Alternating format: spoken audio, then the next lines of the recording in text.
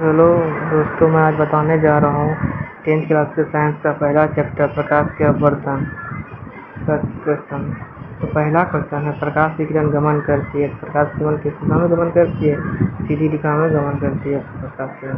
दूसरा क्वेश्चन है, प्रकाश का वेग न्यूनतम होता है। तो प्रकाश का न्यूनतम सबसे कांच में होता है। तीसरा क्वेश्चन है, मोटर गाड़ी के चालक के सामने लगा रहता है। मोटर गाड़ी के चालक के सामने उत्तल दर्पण लगा रहता है। चौथा क्वेश्चन है, मोटर कार के टायर में किसका प्रयोग होता है? तो अवतल दर्पण का प्रयोग होता है। पांचवा क्वेश्चन है, समतल दर्पण द्वारा बना प्रतिबिंब होता है, वास्तविक होता है या काल्पनिक होता है या दोनों होता है, या इनमें से कोई नहीं होता है? इसका आंसर होगा काल्पनिक।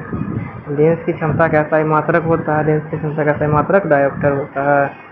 सातवां क्वेश्चन है, प्रकाश की किरणों का पथ दर्शाने वाले चित्रों को कहा जाता है? किरण आरेख कहा जाता है। आठवां क्वेश्चन है, 2D क्षमता वाले लेंस का फोकस होता है। 2D क्षमता वाले लेंस का फोकस क्या होता है? तो उसका 50 सेंटीमीटर होता है। 9 क्वेश्चन नंबर है, किसी उत्तल लेंस का फोकस 50 सेंटीमीटर है तो उसकी क्षमता क्या होगी? इसका होगा +2D।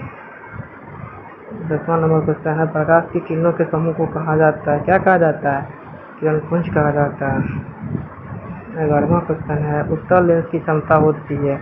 उत्तल लेंस की क्षमता धनात्मक होती है। अगला क्वेश्चन है, अवतल लेंस की क्षमता होती है। उत्तल लेंस की क्षमता ऋणात्मक होती है।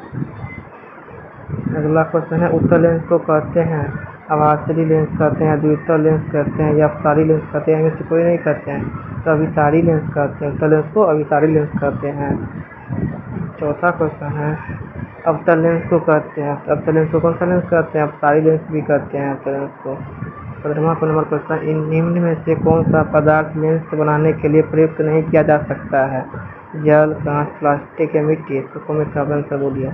इसका आंसर होगा मिट्टी। किस दर्पण से हमेशा वस्तु छोटा प्रतिबिंब प्राप्त होता है? इसका आंसर होगा उत्तल। अगला क्वेश्चन है, किस दर्पण से वस्तु का बड़ा प्रतिबिंब बनता है? तो इसका आंसर होगा अवतल।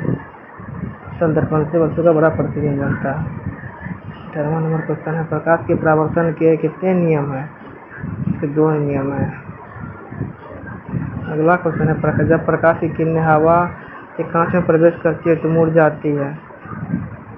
तो अविलंब के निकट मुड़ जाती है। जब प्रकाश किरण हवा से कांच में प्रवेश करता है तो वो अविलंब की ओर, अविलंब के निकट मुड़ जाती है। अगला क्वेश्चन है, फोटोग्राफी कैमरा का विदृश्य होता है? तो इसका आंसर होगा उत्तल लेंस। साइड मिरर के रूप में प्रयुक्त होता है, अवतल दर्पण का यूज होता है। अगला क्वेश्चन है, एक अवतल दर्पण की फोकस दूरी 50 सेंटीमीटर है तो उसकी वक्रता त्रिज्या होगी? तो इसका आंसर होगा 20 सेंटीमीटर। निर्गत किरण एवं अविलंब के बीच को कोण को कहते हैं? क्या कहते हैं? निर्गत कोण कहते हैं। अगला क्वेश्चन है, सरल सूक्ष्मदर्शी में किसका प्रयोग किया जाता है? तो उसका प्रयोग किसका प्रयोग किया जाता है? उत्तल लेंस का प्रयोग किया जाता है। अगला नंबर क्वेश्चन है, किस लेंस के द्वारा सिर्फ काल्पनिक प्रतिबिंब बनता है? उत्तल लेंस के द्वारा सिर्फ काल्पनिक प्रतिबिंब बनता है। अगला क्वेश्चन है, परावर्तन के नियम निर्धारित होता है? परावर्तन कोण बराबर अपवर्तन कोण। काल्पनिक प्रतिबिंब बनता है, काल्पनिक कैसा बनता है? सीधा बनता है। लेंस में मुख्य फोकस की संख्या कितनी होती है? 2 होती है। सर्च लाइट का परावर्तक कैसा होता है? कैसा होता है? अवतल होता है। दाढ़ी बनाने के लिए कौन सा दर्पण का प्रयुक्त होता है? इसका कमेंट में आंसर बोलिए।